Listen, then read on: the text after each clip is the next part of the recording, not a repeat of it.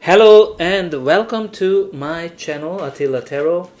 In this video we will take a look at the relationship between Canada and the US, how it's going to evolve in the year 2026. As you can see, I will use a few decks. This one will focus on Canada's perspective. Okay. I'm going to use this deck to kind of figure out the US perspective, I guess. One more.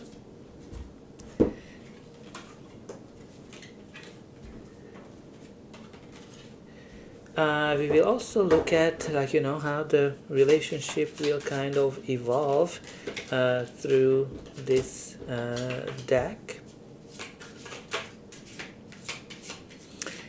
Okay, one.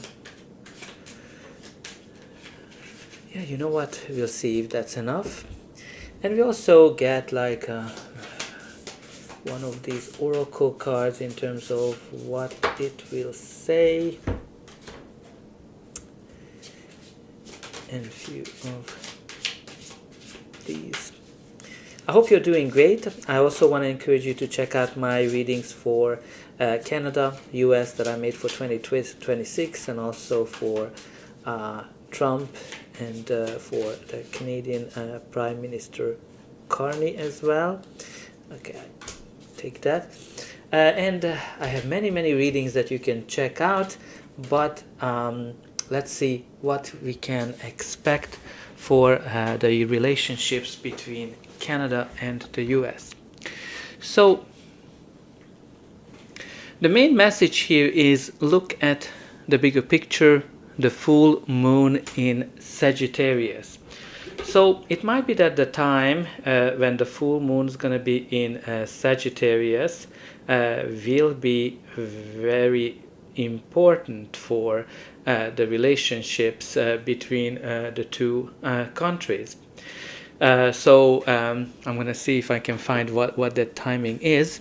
But it's actually May 31st. That's when the full moon is going to be in Sagittarius. So maybe the end of May might be very important in terms of how the relationship between the two countries is going to go. But as you can see, the card is really focusing on looking at the big picture. And the themes around this card is obviously that very important for the two countries not to be distracted by little things. They need to be confident, but without being overconfident. And they also need to show that they care about this relationship, and also finding a balance between speaking their mind and saying too much as well. So very important for them to kind of really focus on the big picture, take a step back and assess this situation, how they got into this, and where can they go, and how what is the best for both of them. So very important for both countries to look at the big picture. Let's see the Canadian side. So the first card we have here is the Moon, which is a card that symbolizes uncertainty, right? Like this is a card that talks about fear, anxiety. So I think when you look at Canada is approaching with some angst, which I think it's pretty fair in a situation when you're kind of threatened, whether as a rhetoric, whether it is serious, as that you're going to be annexed. So I think Canada is really uncertain when it comes to this current situation. The next card is the Knight of Wands. So Knight of Wands is a card that symbolizes being passionate. This is also a card that's all about new adventures, new approaches, and looking the situation from a very a new perspective. Also, it can be connected to military actions as well. So I think I'm just kind of getting that maybe Canada is ready to take military action if it comes to. I don't think that Canada would take steps directly, but I think I'm kind of getting that Canada is getting ready from that point of. But that perspective as well. But I think the Knight of Wands is kind of symbolizes that Canada is ready to take a new kind of approach in terms of approaching this relationship with the US. We also have the Empress for the Canada side, which is also a nurturing, caring type of energy and focusing on resources, focusing on abundance and the economy. So I think the economy and the resources of the country is very, very important, and how they can use best in the negotiations between Canada and the US. Bottom of the deck, we do have the Eight of Wands, which indicates that, there's going to be some progress, there's going to be positive news, especially when it comes to the Canadian side. Now let's see the US end, if I can get these cards. Okay, so we do have here the Ace of Swords. Ace of Swords is a card that symbolizes new initiatives, something new, a new chapter, and also this is a card of communication, a card of negotiation, a card that symbolizes agreement as well. So I think what I'm kind of getting here, that I think the US is willing to negotiate, willing to look to have a conversation. But also this is a card that I kind of get it always with a double-edged sword. Sometimes, like, the truth comes out, maybe they will reveal what is their true intention, and then now you have to kind of deal with it. But this is also, I'm getting the peace as well with that, with the dove, which I normally don't get with the Ace of Swords, but right now I do.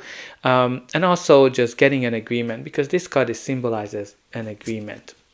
Now also we have here the Three of Wands. Three of Wands symbolizes early successes, expansion, international trade as well. So I think for the US, this trade and expansion is really, really important aspect of this whole relationship between the two countries. And we also have the World.